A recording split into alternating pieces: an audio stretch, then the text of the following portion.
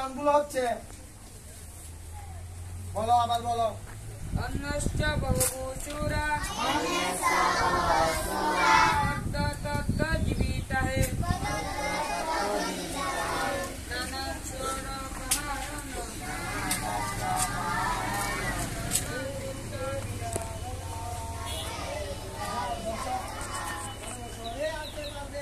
উচ্চারণ কিন্তু শুদ্ধ হতে হবে। তোমার উচ্চারণের মধ্যে মাঝে মাঝে ভুল আছে, এগুলো আরো ঠিক করবে, ঠিক আছে? দেবীমা তুই পারবি 1 থেকে 18 না? তাহলে 12 থেকে 18 বা 12 থেকে 18 দেখি শ্লোক গুলা বল। 12 থেকে 18 নাম্বার শ্লোক গুলা,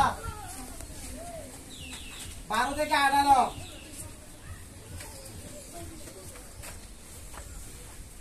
হর্ষ সঞ্জয়ন হর্ষ করু বিদ্যা। এগুলা কি করতে বলতেছি যে আমরা গীতা কোন ছন্দে পড়তে হয়? অনুষ্টক ছন্দে গীতা পড়তে হয়। ও রিডিং করার মতো পড়তেছে। শস্য সঞ্জয়